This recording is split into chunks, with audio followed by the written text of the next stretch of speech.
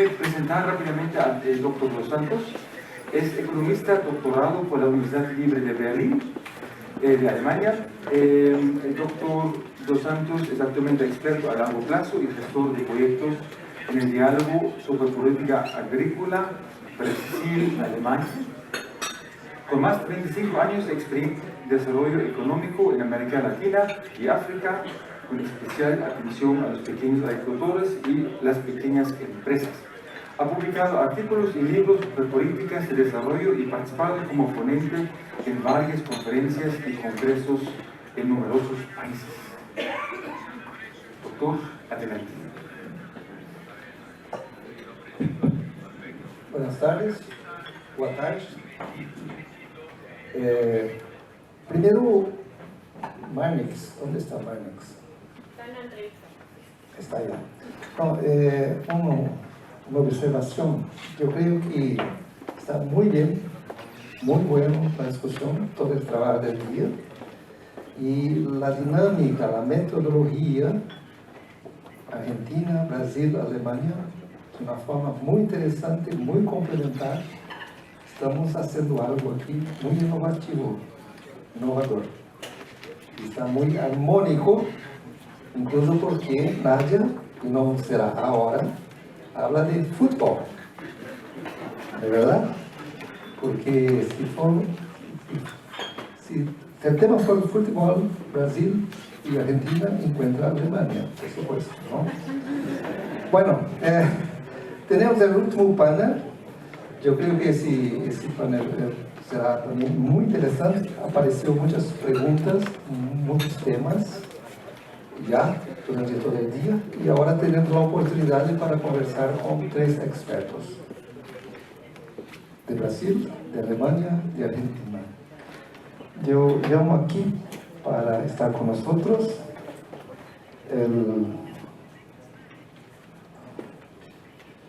el ingeniero agrónomo Sebastián Gómez. ¿Dónde está? Bienvenido.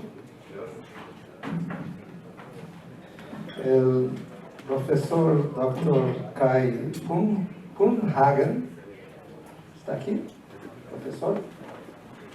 Willkommen. Y el profesor Dr. Daniel Vargas. Daniel Vargas por la segunda vez. Después tenemos abajo networking, parece que hay vino, entonces yo recibí 2 copas, no una. Bueno, hay muchas preguntas y hablamos con el profesor hoy por la pausa, que muchas veces las preguntas son lo que importa, ¿no? Las respuestas son contextos, las respuestas cambian.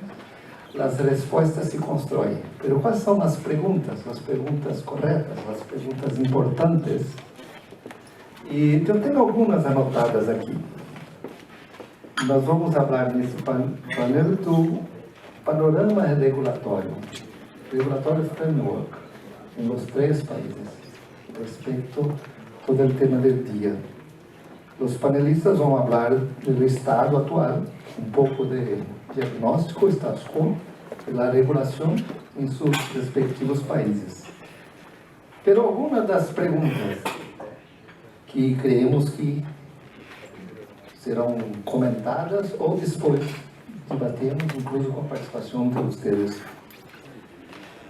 Uma pergunta importante: estão os marcos regulamentários à altura dos retos para permitir a introdução de novos produtos para alcançar os objetivos políticos estabelecidos por la estratégia Fork to Farm da União Europeia? São objetivos da União Europeia, não? 50%, etc. Pero em que medida estamos em linha com isso? Porque é um importante mercado para nossos produtos em Brasil e Argentina. Uma outra pergunta também, que já apareceu no painel anterior, deveria a avaliação de risco dos bioinsumos ser igual a lo de los produtos químicos sintéticos? Como é isto? Não? Uma outra pergunta também é a produção on-farm, uma opção segura apareceu aqui este tema, não? Há muitas possibilidades de produção direta, mas o que passa com a segurança disto? Um outro tema também é quais deveriam ser as principais questões regulamentares que deveriam abordar-se multilateralmente, por em cima das fronteiras, por exemplo, em Mercosul, não? É decir, o esforço do marco regulatório, há também um aspecto importante transnacional, o tema do comércio, das exportações, das importações. Bueno, então eu vou apresentar a los expertos que estão aqui com nós, que compartilharão sua experiência e conhecimento para esse último painel. Essas perguntas são uma provocação, mas esta é uma pergunta que está aí e quizás no próximo ano, né, se hacemos de novo um encontro desse, são as mesmas perguntas que quedam. Vamos discutir isso muitas vezes. Em primeiro lugar, eu quero apresentar, é um prazer muito grande, temos aqui o engenheiro agrônomo Sebastián Gómez, é engenheiro agrônomo da Universidade Nacional de La Plata. Sebastián é coordenador de produtos fitossanitários e fertilizantes biológicos do SENASA, é especialista em segurança alimentar, docente de terapêutica vegetal na Universidade Nacional de La Plata. Seja bem-vindo, muitas graças. Apresentar aqui à minha esquerda, no centro, professor Dr. Kai Punhagel, é professor e diretor do Centro de Investigação de Direito Alimentário Alemão e Europeu da Universidade de Bayreuth, de Alemanha. O professor trabalha com as áreas de Direito da União Europeia, Direito Econômico Internacional e análise interdisciplinário e comparado do direito. Suas investigações se centram no papel cada vez maior da sistematização e da harmonização da regulação de risco e da legislação da União Europeia. O professor também desempenha regularmente como experto para vários governos e agências de consultoria para a lei da União Europeia, como por exemplo o governo chino, e também o Parlamento Europeu, por supuesto, o governo alemão, o governo austríaco. Finalmente, mais à esquerda, já conhecemos o professor Daniel Vargas, é Master licenciado em Direito pela Universidade de Brasília e também é Doctor e Master por la Harvard Law School dos Estados Unidos. Daniel Vargas foi subsecretário de Ações Estratégicas da Secretaria de Assuntos Estratégicos da Presidência da República, no governo Lula, não? Daniel Lula II, sim? Onde também se ha desempenhado como assessor, chefe de gabinete, subsecretário de Desenvolvimento Sustentável, secretário executivo e depois ministro. Então, se ha hecho uma carreira brilhante por todos os puestos, hasta ministro, sim? Interinamente. Sim, pero não sei aqui, pero em Brasil muitas vezes uno digo, lo mejor não é ser, é ter sido. Quando uno é ministro, há muitas críticas, não? Peleas. Bueno, quando um já foi ministro, aí é uma pessoa muito importante, né? Tem aplauso. Já foi, não tenho culpa de nada, né? Bem-vindo, Daniel. Daniel atualmente é professor coordenador do Observatório de Bioeconomia da Fundação Getúlio Vargas e coordenador de investigações de FGV Agro. FGV Agro é um think tank em Brasil muito importante e grande parceiro do diálogo agropolítico Brasil-Alemanha. Bueno, minha sugestão é que começamos então contigo. Tu tens uma apresentação? Uma pequena apresentação de 10 minutos. Por favor. Bueno, eu não sei se está vendo que eu hablo. Se prefere, eu posso falar em português, fica bem mais fácil. Espanhol perfeito. Não, isso não é espanhol, isso é portunhol, é outra coisa. É a língua do Mercosul, portunhol. Por favor. Sí, bueno, antes de que nada quería agradecer a los organizadores del evento, a la invitación, el espacio para venir a contarles el SENASA en qué está trabajando, qué estamos haciendo desde el Estado con el tema de los bioinsumos La presentación tiene muchos slides, la vamos a pasar rápido, pero no quería dejar de hacer mención a algunos temas. Digo, en algunas nos vamos a detener un poco más.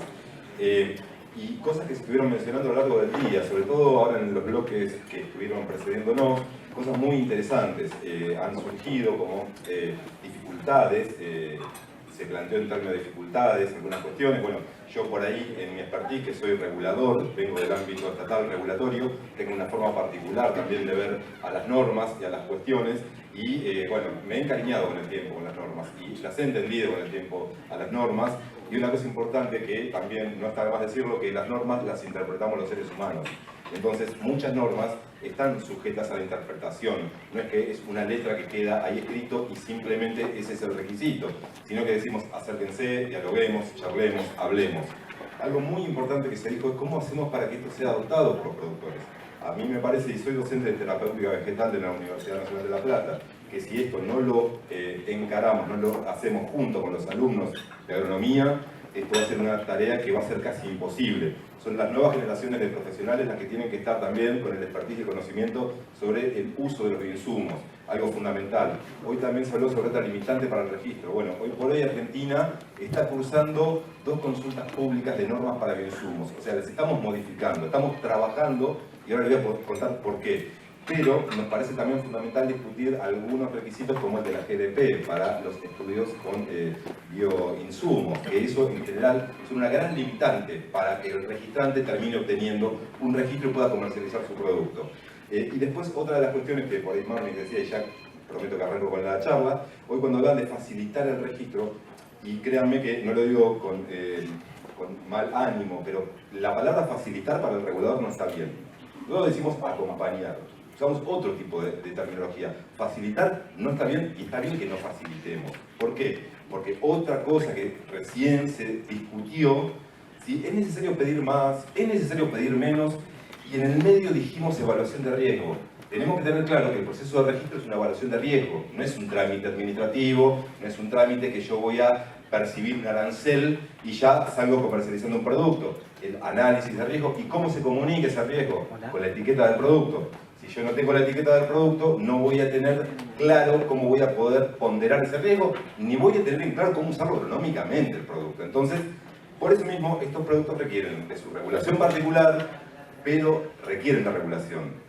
Todos conocemos de los problemas que la microbiología también trae. Por ejemplo, el anthrax, ¿sí? O sea, todas las toxinas más potentes del planeta, en general, vienen del ovío. ¿Sí? Las toxinas más potentes vienen del ovío.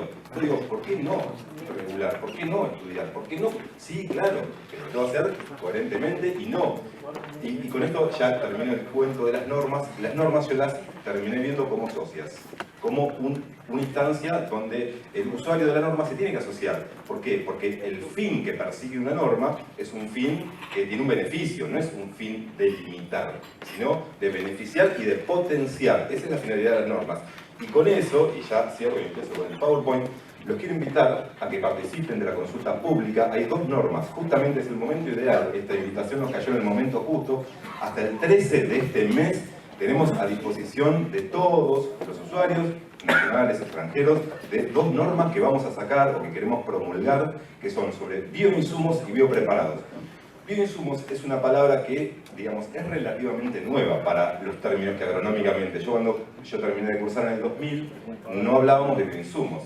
De hecho, yo ahora le pregunto a muchos cursantes del 5º año de la carrera qué es un bioinsumo y tampoco lo saben. Digamos, son términos relativamente nuevos, podemos estar no de acuerdo, nos gustan o no, pero son los que se usan. Y tenemos que empezar a darle contenido a ese término, porque Argentina, digo, el producto biológico tiene una experiencia, no sé si importantísima, pero sí tenemos mucha historia. Desde el año 96, que se aprueba la soja transgénica, el 90% de la soja argentina se inocula. O sea, podemos decir que desde el año 96 casi usamos sí o sí bioinsumo para la producción de soja. Después, bueno, han venido otro tipo de bioinsumos que tenemos que seguir trabajando para desarrollar otro tipo de soluciones, ¿sí? No solo la parte de fertilidad, la parte de sanidad también es muy importante con todo el tema de los nuevos desarrollos de bioinsecticidas y también, como se dijo hoy acá, y esto es casi los insto a que por favor los investigadores trabajen con bioherbicidas. Estamos necesitando que se generen bioherbicidas, ¿sí? Todos hablamos del glifosato y Argentina hoy por hoy está en una provincia particularmente cursando una prohibición y viendo qué hacemos también, porque las provincias son mandatarias del uso de su territorio y por constitución pueden hacer eso. Pero digo, de vuelta, estemos trabajando en cosas que sirvan, que necesitemos. Bueno, bioherbicidas. Bioherbicidas es un desafío a la ciencia enorme, me parece, y es un gran bache que todavía no hemos logrado llenar. Perdón, ¿con qué lo puedo ir pasando las presentaciones? Bueno, y ahora brevemente sí comentarles cuál es la situación actual que... Sí. ¿Sabes? Que iba a decir que me disculpen los traductores, pero hay tanto para decir y tan poco tiempo que decir. Les pido disculpas. Voy a tratar de... Ya me deben quedar 5 minutos porque toda esta introducción. Así que sí, perdón a la traducción, a los intérpretes. Pero bueno, nada, son algunas cuestiones que la verdad que son temas que despiertan pasiones, a algunos, digamos, y que nos gusta hablar, a algunos también, y que bueno, cuando uno va escuchando, yo moría de ganas de intervenir en las cosas que venían diciendo. Pobre Diego tuvo que vestirse un rato de mí para que sientas lo que siente un regulador cuando empieza, ¿y por qué no hacen esto? ¿Y por qué no simplifican? ¿Y por qué no? Bueno, nada, pero es un poco el trabajo nuestro. Yo siempre digo, y miro a las chicas que están en la traducción para no... que uno, yo hace 20 años que trabajo en aspectos regulatorios de fitosanitarios. Y uno, como están los investigadores, que son los bichos de laboratorio, le decimos nosotros somos los bichos regulatorios, que también desarrollamos aptitudes particulares, características de ver la vida en forma particular. Como le decía, esto de las normas las interpretamos los seres humanos. Bueno, digo, ¿quién va contra una norma diciendo, no, mire, yo esto no lo voy a presentar por esto, por esto y por esto? Bueno, ahí es donde invitamos a que lean las normas y que participen activamente. Y esta invitación sí para la consulta pública, como les decía, y ahora vamos a ver en dónde está, que ustedes puedan entrar y ver qué está haciendo Argentina, qué está proponiendo Argentina para normar el tema de bioinsumos y biopreparados, que es un concepto que ahora vamos a desarrollar brevemente. Pero bueno, ahí está. Trabajo en el SENASA, que es el Servicio Nacional de Sanidad y Calidad Agroalimentaria, ¿sí? Que es un organismo nacional que tiene bajo su responsabilidad emanar políticas en materia de sanidad y calidad animal, vegetal e inocuidad de alimentos, ¿sí? Porque todo esto que nosotros estamos hablando termina en un alimento. Entonces, la verdad es que un alimento tiene que tener una característica que no debe enfermarnos, no debe contaminarnos. Entonces, esa producción se regula de una determinada manera y el SENASA es el que interviene en este tipo de situaciones. Y dentro, particularmente del tema que a mí me atañe, estoy sobre todo en la parte de agroquímicos, fertilizantes y enmiendas, ¿sí?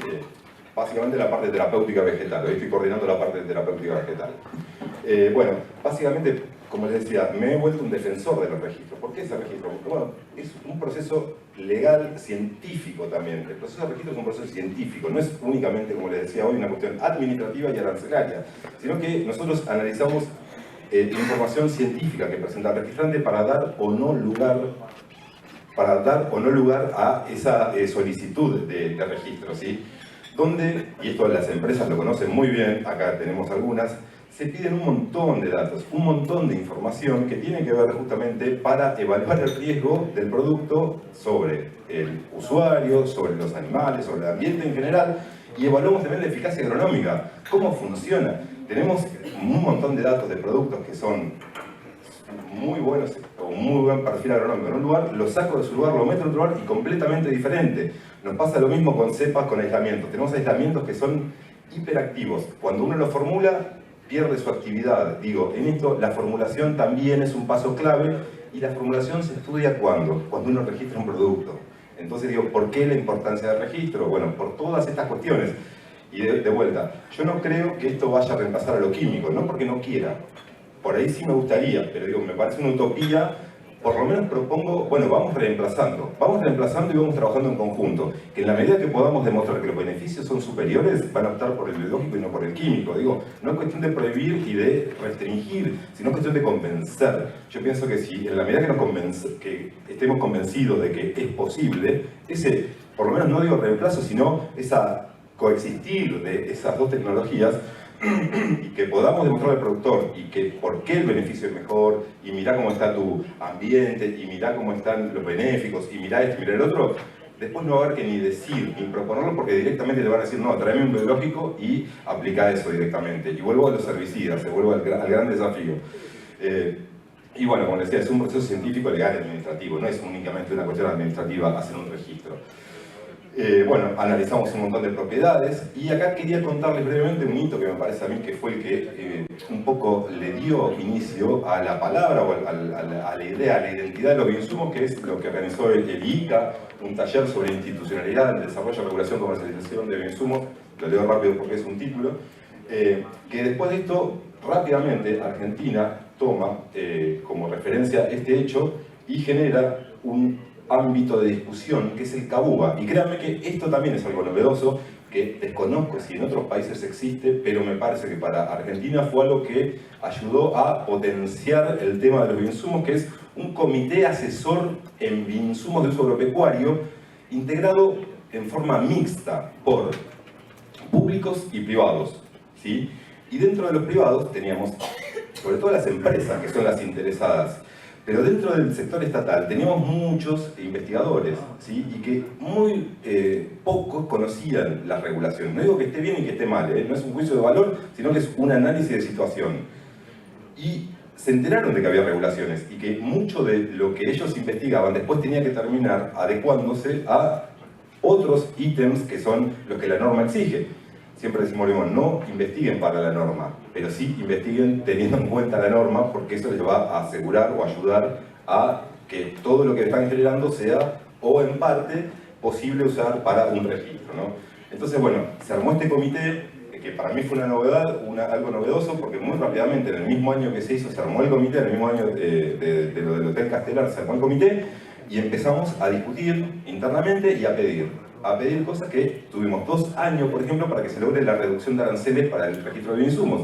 O sea, hoy uno viene a registrar en Argentina un bioinsumo y paga menos de la mitad de lo que paga para un producto químico, ¿sí? Esas son todas políticas. Después Dalia comentó que hubo otras políticas para el reemplazo de productos químicos por productos biológicos y otra línea de créditos para desarrolladores de productos biológicos, ¿sí? Ese sería como el abanico político que utilizó Argentina para darle sostén a estos productos. Acá dejé los links porque están todos, está la definición de bioinsumo que no la leo, después léanla, pueden o no estar de acuerdo, pero esto es lo que Argentina tomó como bioinsumo para poner un límite, es decir, hasta acá llegan los bioinsumos, de acá para acá no son bioinsumos, de acá para acá son bioinsumos, ¿sí? Y sí, hoy contarles que lo que hoy está vigente, esto que les voy a contar va a quedar viejo en breve, ¿sí? Estas normas se van a modificar, pero hoy, parados en el 3 de julio, son las que están vigentes, que es la 350, es una resolución que toma criterios de la FAO para la parte química o bioquímica, que ahí sí estaban, donde hoy cuando hablaban de que son castigados muchos productos biológicos con criterios químicos, es más para lo bioquímico, no para lo biológico en términos de microorganismos, ¿sí? Es para lo orgánico, bioquímico. Ahí es donde cabían dentro de los capítulos de lo químico. En eso tenían razón, en estas nuevas normas lo vamos a sacar de ese ámbito. Y después, otra normativa que atiende a la parte de fertilidad de los cultivos, que es la 264 del 2011, que se registran fertilizantes químicos y biológicos, enmiendas químicas, orgánicas, biológicas, sustratos, acondicionadores, bueno, etcétera, etcétera.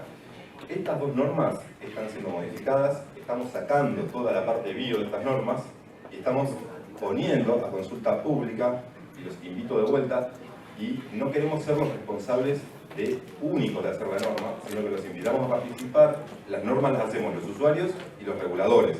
Las consolidamos nosotros, pero sí pedimos en la consulta pública participación activa, ¿sí? Porque después dicen, no, pero esto es un requisito. Bueno, este es el momento de quejarse de los requisitos, digamos, el de la consulta pública.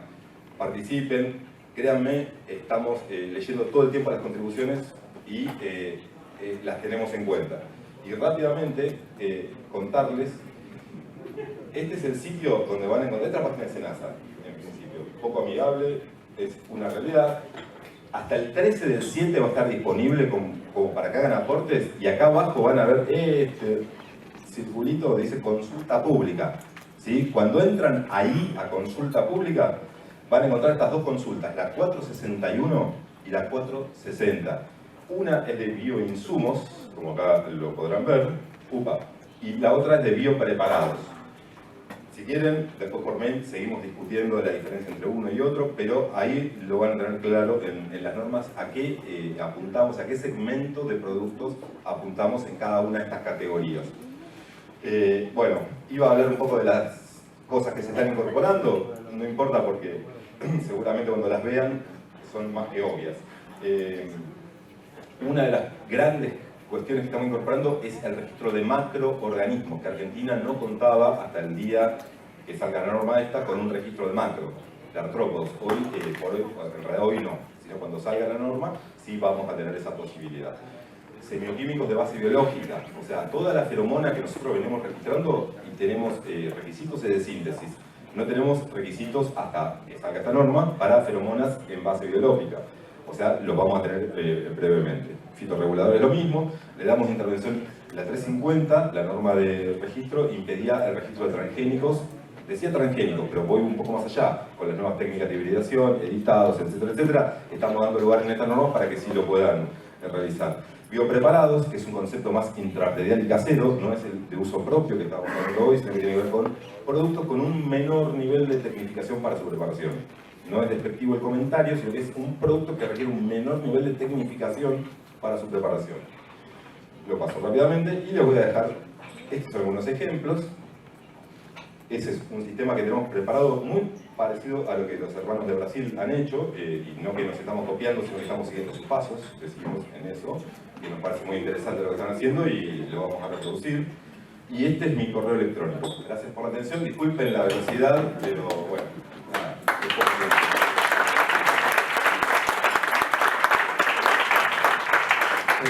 Muchas gracias, Sebastián. Las normas están sujetas a interpretación.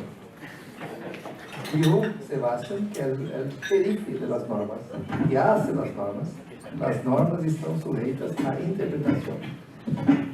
Por isso a consulta pública, por isso a participação. Isto é fundamental. E por quê? Por que de normas? É necessário para que normas? Por quê? Sebastián dijo, processo de registro é uma avaliação de riesgo. Há riesgo com a saúde pública, com os consumidores, com os produtos. Por isso as normas. Não? Muitas vezes não gostamos muito das normas, mas são necessárias. Bueno, Daniel, the floor is yours.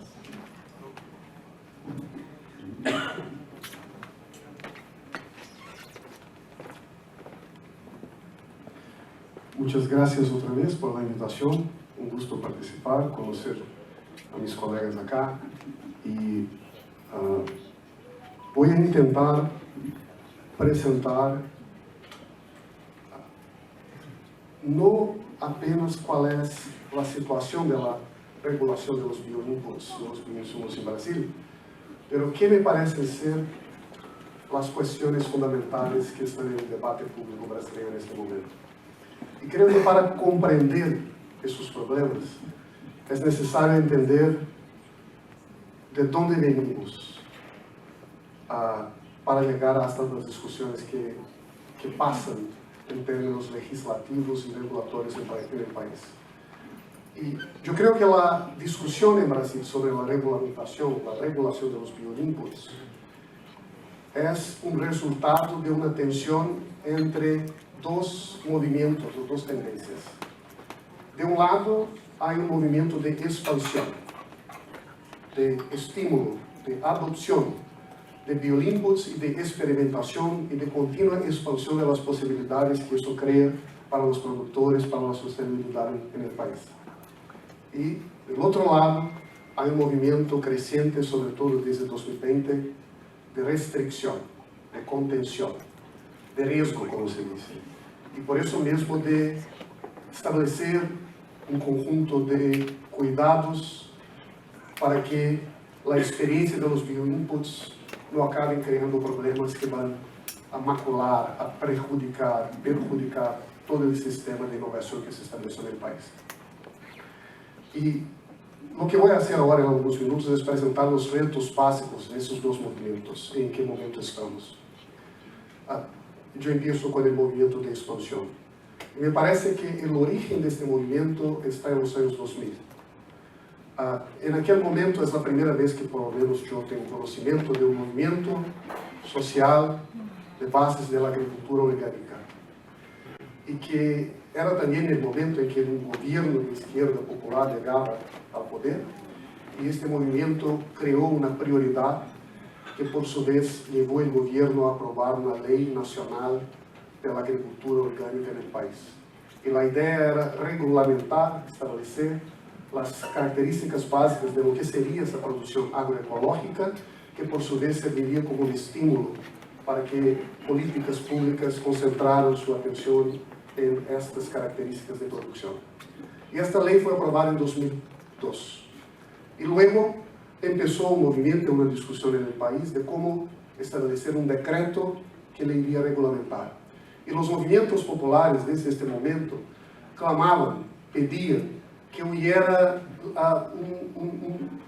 una especie de plan nacional, con diálogo nacional, compartido, a partir de un conjunto de conferencias estaduales, que serviría como una base de legitimidad para las políticas agroecológicas del país.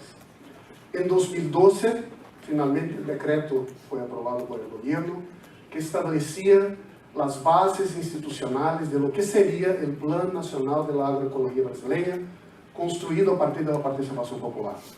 Y en 2016, este plan fue finalmente elaborado y publicado en el país. Era parte de un documento oficial del Estado, y este plan establecía un conjunto de metas particulares, de objetivos particulares, y el objetivo 6 decía que el país debería aprobar un Plan Nacional de Bioinsumos. Y eso fue un movimiento que de alguna manera comenzó de abajo, que creció, ganó legitimidad, fuerza en el país, y fue acompañado por un segundo movimiento de expansión que tiene base científica. Y la Embrapa, sobre todo a partir de los años 2010, se dedicó cada vez más a investigaciones y produjo un montón de innovaciones que vimos acá, que transformaron, que están transformando en gran medida las prácticas de los productores en Brasil. Brasil, de acuerdo con algunas investigaciones, tal vez es el país que más adopta bioinsumos en el mundo, y por lo tanto no tenemos acá un movimiento de expansión que parte de abajo, de los pequeños productores, de la agricultura familiar orgánica, pero también que parte de arriba, sobre todo de la ciencia, que estimuló a los grandes productores a reconocer la importancia y la oportunidad que los biológicos ofrecen. Y el resultado de esos dos movimientos fue la aprobación en el año de 2020 de un Plan Nacional de Bioinsumos, que de alguna manera era un pedido histórico de las bases de la producción orgánica agroecológica en Brasil, pero que también ya era una demanda creciente de los grandes productores que incorporaban los inoculantes de base biológica, las innovaciones de la Embrapa. Y este decreto que creó ese Plan Nacional de Bioinsumos tendría, yo diría, 3 puntos principales, entre otros. El primero es que establece en el centro del gobierno una referencia institucional para estimular la adopción de los bioinsumos.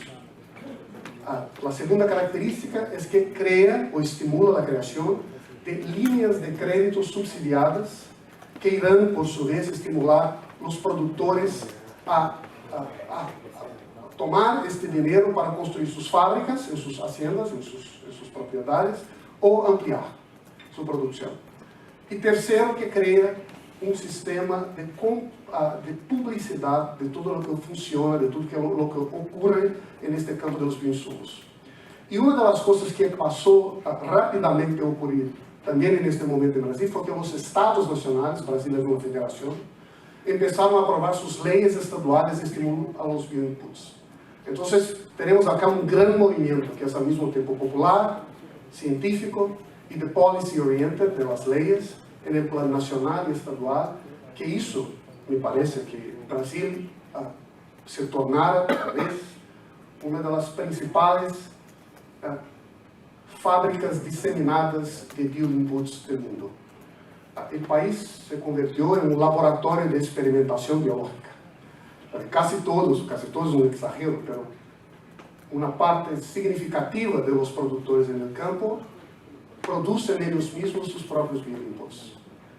Y con este movimiento empezó también, sobre todo a partir de los años 2020, un conjunto de preocupaciones con la salud, con el medio ambiente, con las consecuencias de los potenciales riesgos de la experimentación no controlada, que podrían, si no hubiera límites o cuidado, acabar por crear problemas más significativos de los beneficios que teníamos en el país. Y ahí, a partir de entonces, empieza un movimiento en otra dirección, de restricción.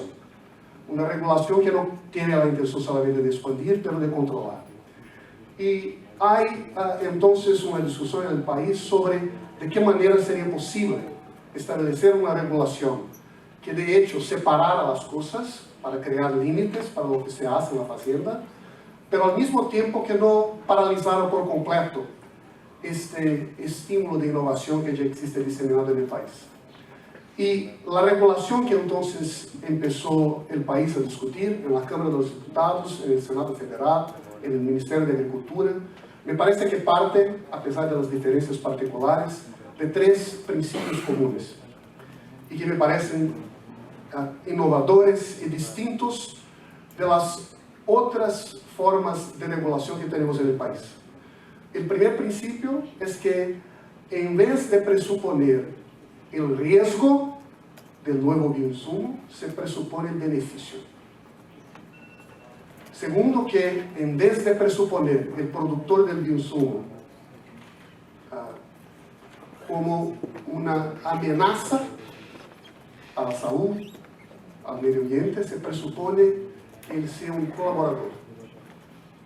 Y tercero, que el papel del Estado no debe ser un papel de micromanager, que debe evaluar y aprobar toda y cualquier práctica de utilización de bioinsumos, pero que debe ser un risk manager, de hacer una gerencia adecuada del riesgo, de la adopción sin cautela de los bioinputs, y por eso mismo de concentrar el enfoque de su acción en los casos que de hecho merecen más atención y más cuidado en el país.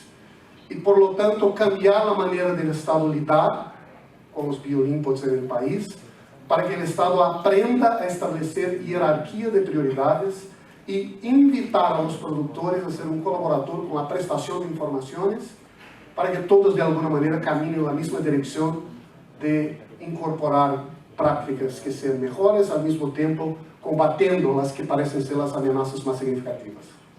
Y entonces, dos proyectos de ley que están en este momento en discusión, uno en la Cámara de los Diputados y otro en el Senado Federal, presentan lo que serían las bases de la regulación de los bioinputs en Brasil.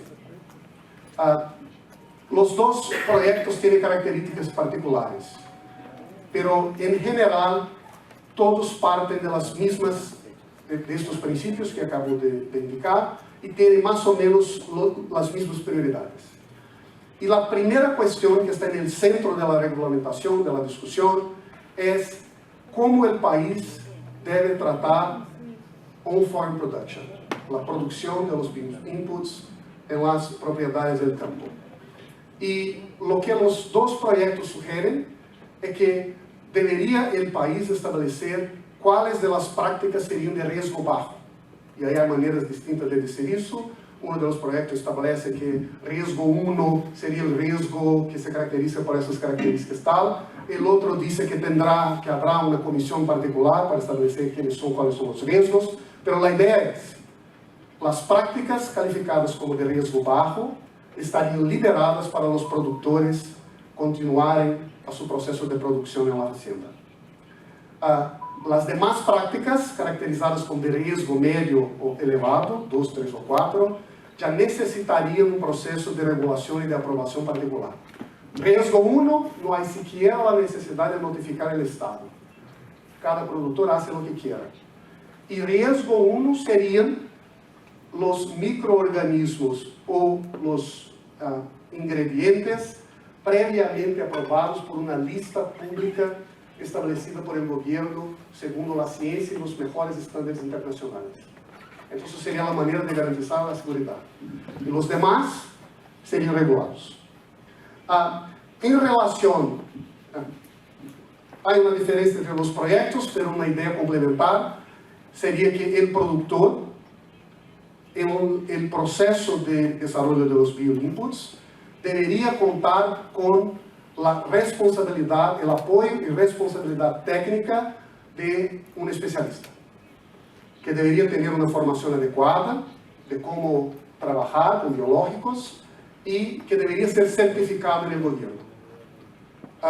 Entonces, aunque libre para hacer lo que quiera, debería seguir la orientación de un técnico responsable que por su vez tenía la responsabilidad en caso de algún problema enseguida. Y el segundo punto central sería qué hacer con la comercialización. Y por lo tanto, un farm production solamente para uso propio.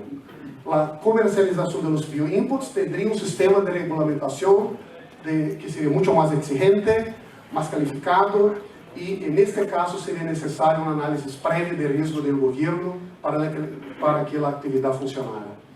Y por fin, una discusión en este campo de la comercialización sobre cómo separar, cómo crear un sistema particular de autorización de los bioinputs, que no siguiera el mismo procedimiento de los químicos, por razones evidentes. Que son distintos y por lo tanto no sería necesario tal vez tardar tanto tiempo como se tarda actualmente. Los dos proyectos están en fase avanzada de aprobación y básicamente hay un proceso legislativo y en los dos casos basta una votación y ya estarían aprobados. Yo creo que hay una expectativa en el país porque eso puede pasar en cualquier momento. Y me parece que la cuestión ahora es que ambos esperan más o menos cuál va a ser la posición del gobierno, especialmente del Ministerio de Agricultura, y a partir de ahí creo que hay la expectativa de que los proyectos se aprueben muy rápidamente en el país en los próximos meses. Esa es mi percepción sobre lo que pasa en Brasil. Muchas gracias, Daniel.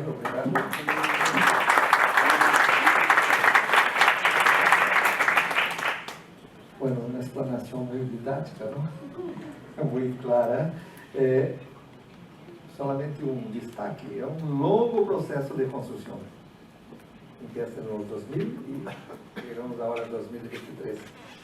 Y en el centro el concepto de riesgo, ¿sí? Como digo, y múltiples stakeholders, participación, consultas y el Parlamento con la última palabra. Muy interesante, este proceso avanza y avanza con ciencia y avanza con los interesados, ¿no? Eso es muy bien. Bueno, ahora tenemos, por último, más no menos importante, el profesor Kai. ¿Sí? ¿Tiene una presentación? I do. I'm sorry, I have to wait until the translation was over. Yes, actually. Thank you very much for having me. I have the privilege now, as a traditional German professor, to be concise in 10 minutes after two very engaging presentations. And I do hope that I will also fulfill in these demands. So what I'm going to present to you is the legislative framework as it has been adopted in the European Union in 10 minutes. And I can tell you, taken together, the German and the European Union legislation, we talk about 200 up to 300 pages of legislation. And summarizing this in 10 minutes is not possible. So what I'm going to do is I'm going to present the very basics of it and hope for very strong discussions afterwards. And I'm very happy to also listen to what has happened elsewhere, because some of the aspects that you've been introducing are missing on our side, and maybe it would be also something that we've been introducing that it will be interesting for other legislations to come. So, thank you very much once more for having me, and without further ado, I'll present to you what we have in Germany and the European Union. Most of you, it doesn't come as a surprise that Germany is part of the European Union, and therefore most of our laws actually date back to European Union legislations. So what we're actually looking at is that the BCAs are basically regulated the same regime as usually plant protection products. So there's no distinction in terms of the regulation. However, where there is a distinction is in terms of the data, for example, is going to be submitted. And if you look into Germany, we have this very interesting system about that some of the European Union legislation is being transposed into national laws. And in Germany, we have transposed it particularly in the so-called Pflanzenschutzgesetz. But this is not the only law that is actually regulating this aspect. There's also scattered provisions all over, so for example, in the Federal Protection Act, the Naturschutzgesetz and others, and I cannot also all-encompassingly describe this to you. But this is, again, once more, the very basics. So what is happening there is, what we're actually looking at, is that we do have two risk management and risk assessment bodies, and as you well know, it's the international standard and also this complied in the European Union that we distinguish in risk management and risk assessment. Now, in Germany, what is particularly peculiar is that we have several risk assessment bodies, not only one, which is the normal approach in several countries, we have several. And we're very lucky to have one representative here, Professor Jelius, who's already been introducing some of the aspects that I will also maybe chew on a bit right now. So the risk management is the Federal Office of Consumer Protection and Food Safety in Berlin, who are basically with approach with the authorization of PPPs. The risk assessment bodies are the Bundesamt für Risikoforschung, which are mainly concerned with the health of the respective products. We have the Julius Kühn Institute, which look into certain aspects of the environment, and the Federal Environmental Agency, who actually look into environmental concerns. Again, painted with a very broad brush. If you look at the specifics, it's a bit more complicated. Now, what is actually at place here, and how do those biological control agents actually play out into the current system? Well, there have been amendments at the European Union level, and particularly of Regulation 1107/2009, who are concerned with the plant protection products. And what has happened here is that there have been amendments to the authorization procedure. And particularly, there is an introduction of a list of microorganisms that needs to be introduced. So we actually know in the future what microorganisms will be on the European market, what concerns a microorganism. Second, there's more refined assessment methods that have been introduced. And this particularly dates back to the question, is the risk assessment the same for microorganisms than for other organisms? In the European Union, there has been the decision made, no it's not. So there needs to be a different assessment, and this is particularly in the regulation. Now, for those of you who think now everything is clear, not really. We'll get back to that afterwards. But this is the idea. Now, we also have, and that is, I think, quite interesting, a legal categorization of microorganisms, so-called low-risk products. And that has quite some implementations of the legal regime, and I'll also get back to that a bit later. Now, we also have some other regulations that are being amended, particularly 208/2013, which concerns the data to be submitted. And again, here, is the risk assessment the same? No, it's not. Different kind of data is needed. We know it's at different levels of toxicity, we have different health-related aspects, so the kind of data that needs to be submitted is different. Clear? Well, yes, and no yet? No. Also get back to it later. We need to be submitted a description of studies and of test methods and a lot of other things. The catalog of what is actually needs to be submitted is again 30 pages long. So bear with me that I'm not going to go into each of these respective data, but I think this is the most important aspects. We also have an amendment of 2284, and if you just think this is the same slide, no it's not. What is changing? You see? 3 and 4. That is changing. But on substance, not much has changed here. But again, there's an additional aspect of what kind of data and description and methods need to be submitted. Now, we have, and that is the last act that is amended. That is the 546/2011, which contains general principles of authorization. And for those of you who know a bit about regulation, you always have to, if you look at the design of regulation, you have to make a general decision whether you have a principles-based regulation on the one hand or rules-based regulation. Principles-based always means we have broad provisions, which then need to be filled in by administration later. Industry always then says, well, we want clear definitions, we don't know what to do. Well, the problem with clear definitions always is that when things change, then all of a sudden those definitions don't matter anymore. So in areas where there's constant change, you usually use principles. So be careful what you wish for. If you want definitions, you get definitions. Now, we have in the European Union a principle-based regulation combined with rules-based. So the rules can change, but principles stay usually. And that is exactly what we have here for the biodiversity control agencies. There's general principles that have been introduced, and one of the major principles is the principle of efficacy. What is efficacy? Also, that is defined in there. We have also certain decision-making principles. So if you administrations at the national level need to make decisions, they have to be based on climate-related issues. There's also something with the more decision-making, the newly introduced decision-making principles. And finally, environmental related issues are also introduced into the decision-making. So it's not anymore only about safety, it's not only anymore about health, but it's particularly primarily about environment. Now, what is open? Well, a lot is still open.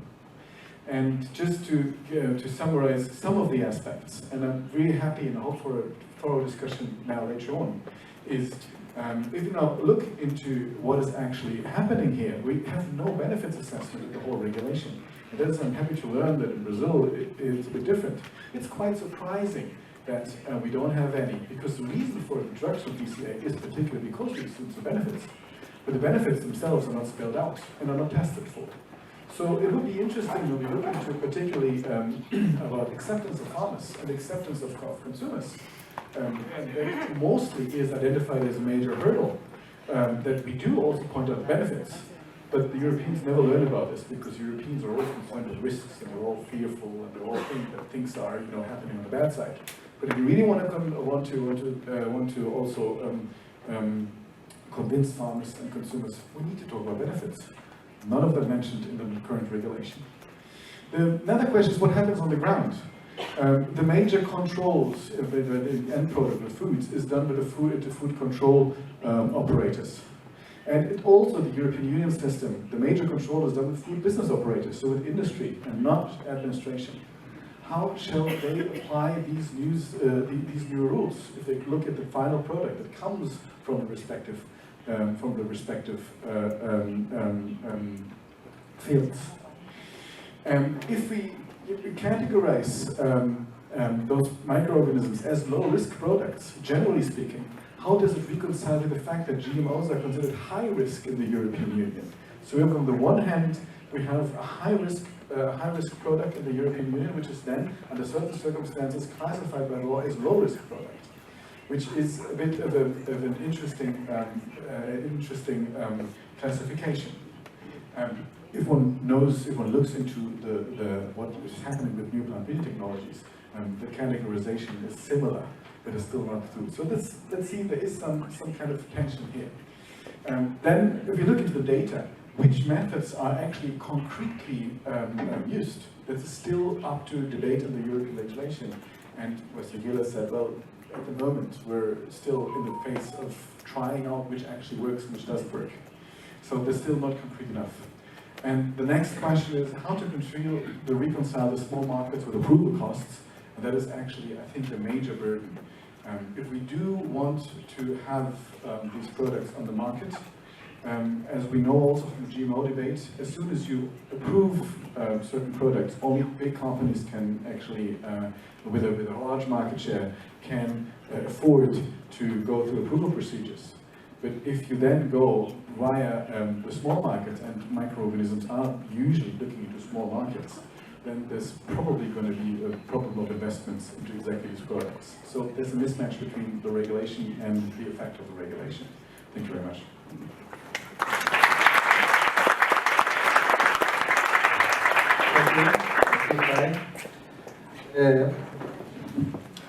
Creo que nosotros tenemos 15, 20 minutos. ¿Hay preguntas, Feli, por la internet? ¿Hay de público aquí? Hay preguntas, sí. Mira que la gente de la internet está prestando mucha atención, ¿no? Ok, tenemos una primera pregunta. Aquí. Está mal escrito por el borde de escena.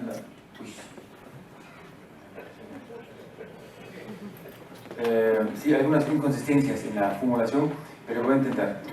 La visión de que la regulación es puramente científica o basada en la evidencia científica.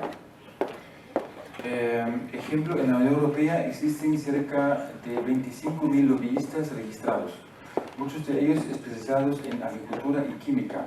Existen intereses en la regulación también que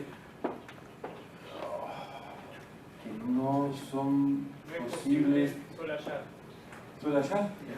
¿Qué es solachar? ¿Solachar?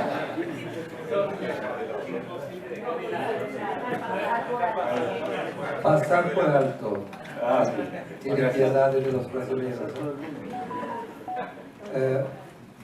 Bueno, entonces la pregunta, ok, el fuerza de los lobbies, no comprendo, porque peor que el lobby registrado es el lobby no registrado. No, pero por la internet, no está aquí, ¿no? Pero, ¿quiere algún comentario aquí? ¿Esto? Profesor.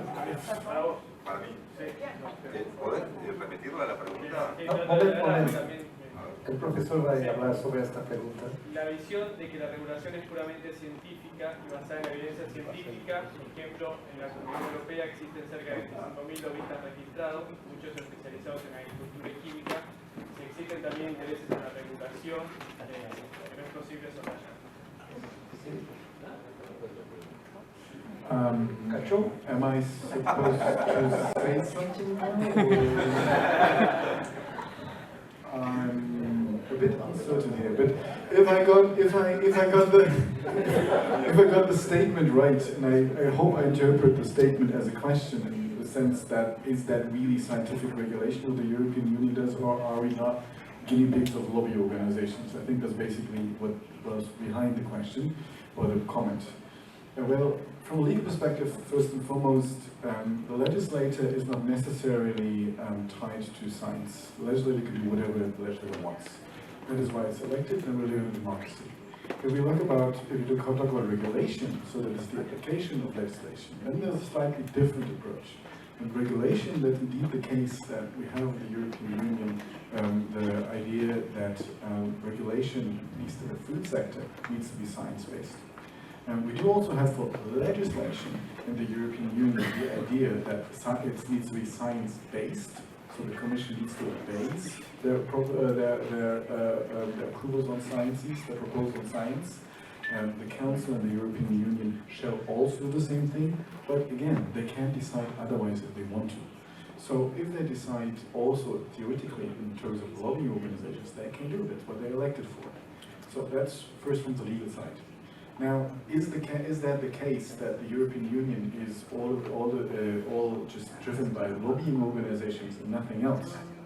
There has been a lot of studies on exactly the influence of lobbying organizations, and from the deliberative studies that we see, that we know, and this is an area which is a bit difficult to monitor because you never know exactly how and where it speaks to whom and what sense.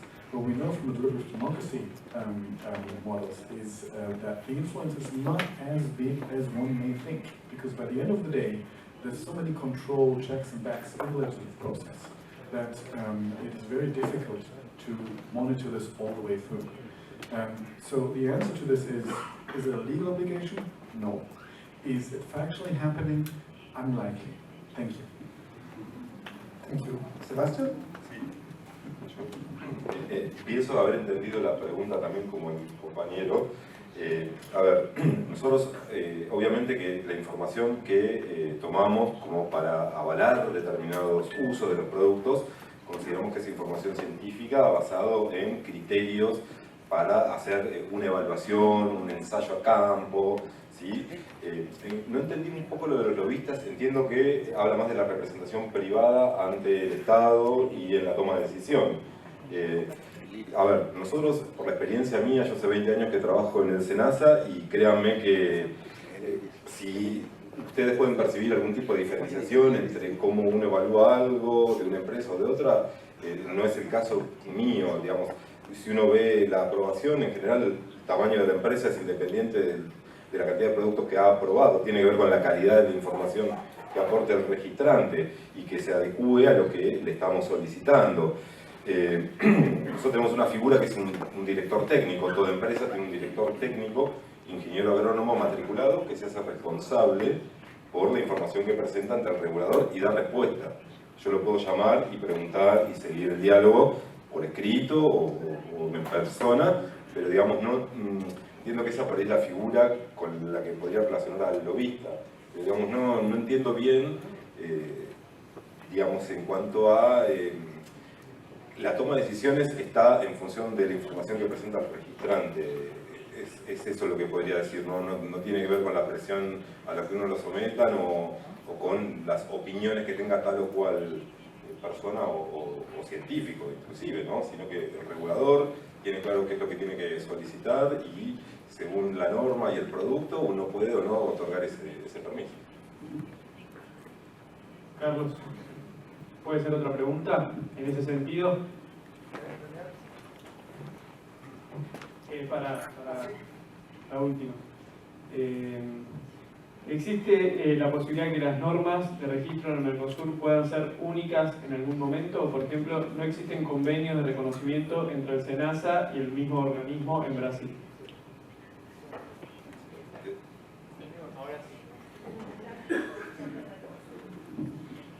Yo tomo la pregunta como una propuesta y una provocación.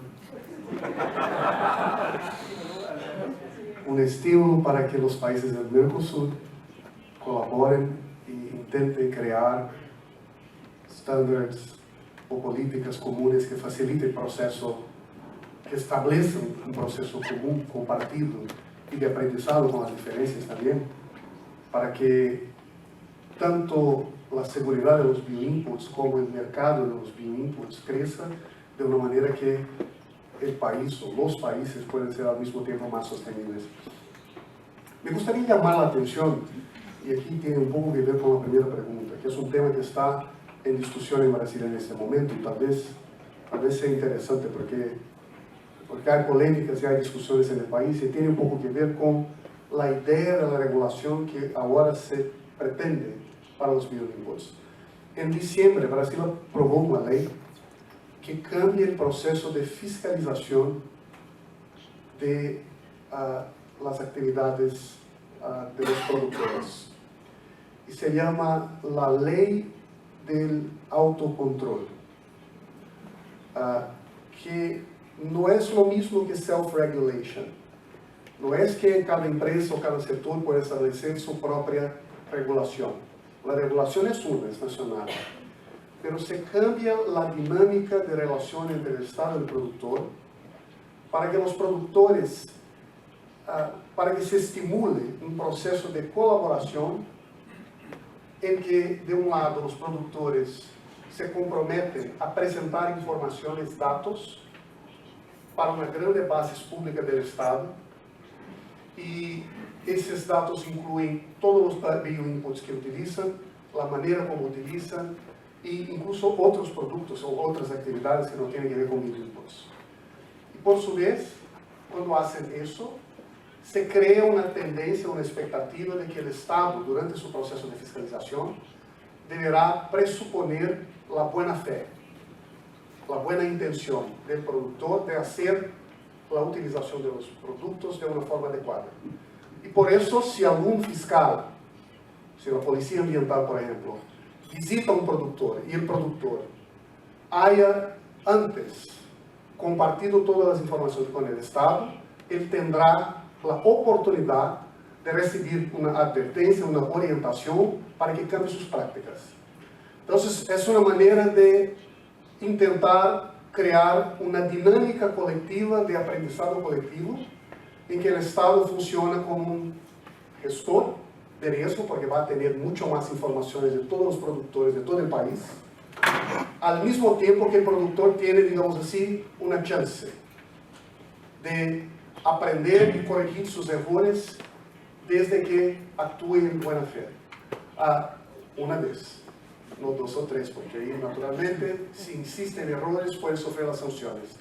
Y la expectativa es que el sistema sea más efectivo, más eficiente, tanto desde el punto de vista del control del Estado, que tiene capacidades limitadas de controlar cada actividad, cada producto en un sistema dinámico con innovaciones continuas, al mismo tiempo que también se estimule el gano de capacidad, de la manera de agir, de actuar y de las prácticas sostenibles que ocurren en la hacienda, en cada productor. Sería eso.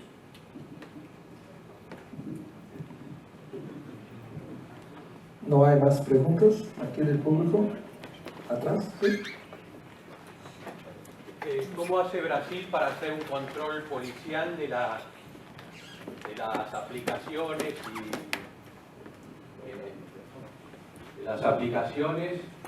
¿Cómo hace Brasil para hacer un control de las aplicaciones y saber, acá se hace una receta agropecuaria que no se sigue ningún control,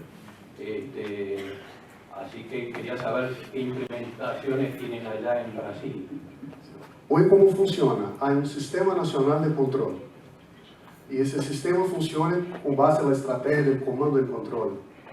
Entonces, hay reglas nacionales, hay un amplio espacio de discrecionalidad y el fiscal, cuando llega a la hacienda, va a interpretar si los principios y las reglas establecidas por la legislación están de acuerdo, si se cumplieron todas ellas o si no, y si no, debe punir con una multa, una advertencia o de una otra manera. Entonces, ese es el sistema nacional que hoy funciona, pero hay límites. Entonces, la idea que ahora se propone es de cambiar ese sistema. De un lado, establecer que existen productos que son productos de riesgo bajo, y ahí habría naturalmente bases científicas, una lista positiva predefinida por el gobierno que diga, con estos microorganismos está ok, si en tu hacienda, para tu uso propio personal, vas a cambiar, a mezclar, a fermentar para producir tu propio bioinput, en estos casos. Y otros no, ahí deberíamos seguir el sistema tradicional de regulación y de aprobación previa. Y en paralelo, eso es lo que estoy diciendo, todavía no fue aprobada la ley de bioinputs, pero sí la ley de autocontrol, que son cosas ligeramente distintas, es un poco más abrangente. Y de acuerdo con esta ley, hay la posibilidad para algunos productores o para la agroindustria que participar de ese sistema de riesgo compartido con el Estado, informando todo lo que hace, de la manera como hace, online, y con eso tendría, digamos así, una presuposición de buena fe en caso de que se localice, se identifique alguna falla, algún error en sus actividades. Yo creo que es lo máximo que puedo compartir contigo en este momento. Bueno, yo creo que el tiempo está listo. Muchas gracias a todos los participantes, al público.